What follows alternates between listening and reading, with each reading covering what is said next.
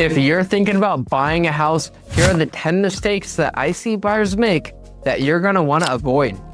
But before we dive into the video, my name is Jarrett Richards with Berkshire Hathaway Home Services, California Properties, alongside with my partner in crime, Jane Rose. Make sure you hit that like button, subscribe to this channel for more real estate content just like this, as I'm putting out as much content as I possibly can to be able to help sellers, buyers, landlords, and tenants with all of their real estate needs. Now, let's go ahead and dive into the 10 mistakes you're gonna wanna avoid if you're gonna be buying a house.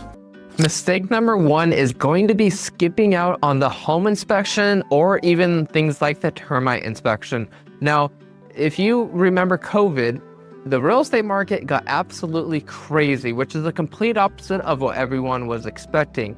Now, with this being said, you may have heard of bidding wars. I actually just won out a bidding war myself, and this is not the first time I've done that, but it's not like how COVID was, meaning that people were literally waiving the home inspections and other inspections to essentially get their offer accepted. Now, I do not recommend this at all. Now, granted, in the state of California, buyers beware that sellers do not have to do anything with your request for repairs or request for credits. Sellers are able to sell as is. So with that being said, I still think it's highly appropriate to do a home inspection. Now, you could always request for repairs or credits, as I actually just recently did on a property that I'm in escrow on. And because I have a great relationship with the agent, and actually we beat out all cash full price offers, my buyers were putting down a pretty big down payment, which helped. But the agent told me at the end of the day, it was your communication and your client's love for the community that put you guys over the edge. Now, with that being said, I am in a way, yes, kind of tooting my own horn, but the more important thing on why I bring that up is because it is vital that you're working with an agent who's able to establish great relationships, especially when you're a buyer. You want a strong seller's agent, which is a buyer's agent, who's able to connect and build rapport very well with the listing agent to be able to get your offer accepted, especially in a crazy market. But that's the biggest mistake I see people make, is waiving that home inspection. Don't waive it. Mistake number 2 is going to be ignoring and not researching how much HOA is and also the property taxes. With this being said, Irvine is well known for the Melrose, so you do want to make sure that you outline and calculate from a financial position on how much this house is actually going to cost you. Now, it's not just about the purchase price or the monthly payment. It's about insurance, it's about taxes, it's about also your living expenses and everything else. So you really want to make sure that you're buying a property that has a great HOA, because I'm not against all HOAs. Now, with that being said, there are some HOAs that are just crazy, so you want to keep an eye out for that. The third mistake that I see buyers make is forgetting about future resale value. Now, with this being said, buy the home that is suitable for your budget and a home that you're in love with, but at the same time, do keep in mind future resale value. Just because I'm a car freak like myself, who I actually kind of like homes that have a backyard with a road behind them because I get to car spot. Yes, I know that's weird, but I'm a car fanatic. But with that being said, I also understand that with the resale value, not everyone is a car nut like myself. Or also, I have a property that's off market. We could fit 50 cars in 2 garages on a ½ acre in Newport Beach. The downside, of course, is that it's right under the flight path. So, as you can imagine, airplane noise. So to summarize, tip number 3, try to buy a house that's going to have great resale value, as it's going to help you in the future. Even though you may say that you're going to be there forever, you just never know. Tip number 4 is going to be waiting for mortgage rates to drop. Now, I understand that you need to do what is best for your financial situation. But with this being said, I often love to look at the year-over-year appreciation, return of investment, compared to what the cost of a 6% rate versus 7% rate would actually be.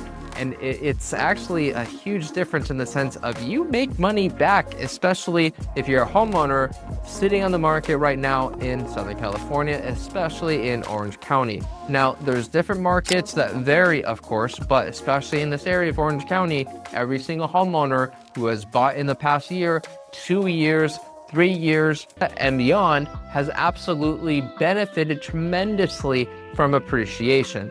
Now, with that being said, mortgage rates, Fed's made it clear that they're probably not going to drop rates anytime soon. So I often hear agents say, date the rate, marry the house. Well, yes and no. If you're in a situation where you could afford a 7% interest rate, buy a property, you're basically just barely getting by with that. You're in a situation where you maybe have 2 to 3 years of liquidity and you're stressing out financially over that. Don't buy that house, especially if you're waiting for rates to drop, because there's no guarantee. But on the flip side of that, if you could absolutely afford that mortgage rate at the higher 7% rate, which is actually kind of funny because a 6 to 7% rate is still historically low if you look at the overall history rates of mortgage rates as a whole. But anyways, besides the point, then absolutely buy that house, because if rates did drop, then you could benefit from refinancing. Just don't bank on them dropping. But if you could afford it and you look at the appreciation that you're going to benefit from 2 years, 5 years, 10 years, the return of investment is a clear option to buy the property now. Do not wait for mortgage rates to drop if you don't have to. Now, if you can't afford it, then by all means wait. Do not stretch your position. But that's probably the biggest tip, maybe a bit number one. But again, don't wait for mortgage rates to drop if you do not have to.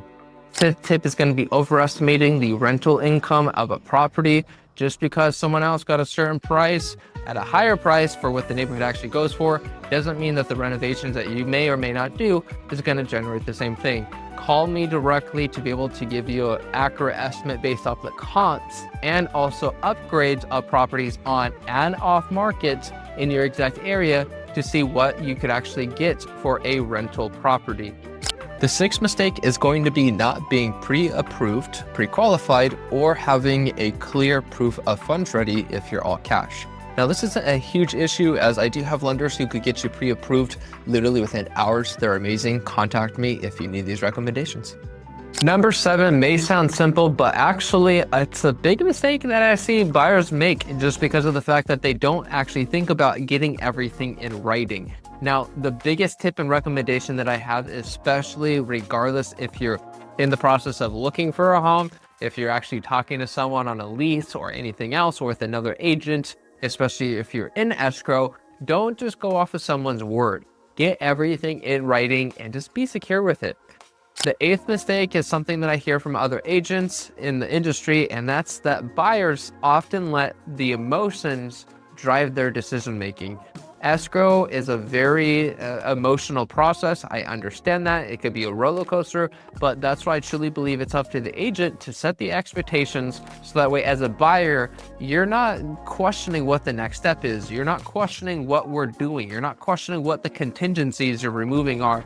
You're educated, you know what's coming, you know what's going to be done, you know what was completed, and at the same time, you're essentially called and updated with any potential issues as they arise, so that way you can handle it in a proactive way, not being reactive and letting emotions over something minor or something that's not really a major issue or something that's actually common in the state of California with buying a property, or a deal over something minor when it shouldn't have been an issue in the first place.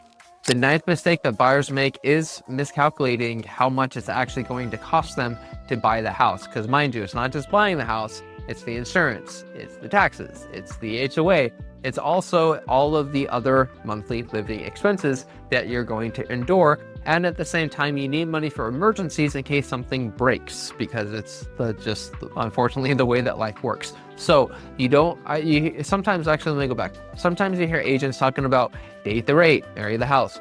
I disagree completely, but there's some aspects where I do agree. If you're in a situation where you're looking at a year, 2 years, 3 years of being able to afford a house at a 7% interest rate, but you're going to create a lot of stress, you're going to drain the bank, you're essentially in a stretched position and you're just waiting for the mortgage rates to drop to refinance, then no, do not date that house. My opinion is that that's a huge financial risk and that you should consult with the CPA before doing anything. Because I can't give any legal or tax advice, of course, but at the same time, my take on it is if you could comfortably afford that house at that 7% interest rate, which ironically 6 to 7% is still historically low when you look at the overall history of mortgage rates. But with that being said, the winners in this market are the buyers who are able to buy a house afford the mortgage rates, and sit on the house for more than 2 years based on the appreciation that they're seeing. Because I love to compare the year over year return of investments to essentially what the difference would be to like a 6 to 7% mortgage rate. And honestly, it's pretty crazy when you actually do the comparison. The return of investment that you're getting is crazy. So as long as you can afford that higher interest rates comfortably, do it if you can, because you're going to be in a position a couple years from now where you're going to see tremendous home appreciation and built up equity, and you're going to be the winner. The 10th mistake that buyers often make is working with the wrong agent, especially in this competitive market. If you're working with an agent who is not actively building reports with other agents to be able to get your offer above other offers, then you're missing out. I literally just won a bidding war, and the agent told me that it was your communication and your buyer's love for the community that put you guys over the edge. The communication and reports that you have with the listing agent is absolutely everything. But at the same time, working with a listing agent could be bad, it could be horrible. Because if you're working with an agent who their best interest is in the other party's court, not so much yours, that could become an issue. So you want to make sure that you have an agent who is going to not only get your offer accepted, but at the same time, he's going to educate you along the way. They're going to set the expectations so that way you're not questioning to what's next or what you're doing or what contingencies are being removed and why. But at the same time, it's literally able to help get your offer accepted regardless of what the marketing condition is. Well, thank you for watching to the end. My name is Jarrett Richards. If you need help with any of your real estate needs, especially if you're looking to buy, I help sellers, I help landlords, I help tenants and buyers. I'm in escrow currently. We won a bidding war. We closed on Valentine's Day. So the biggest thing is I'm here to help you. I put out as much content as I possibly can, just like this, to be able to help people make informed decisions. With that being said, hit that like button, subscribe to this channel, contact me directly at 949-405-4455 to go ahead and schedule a free consultation.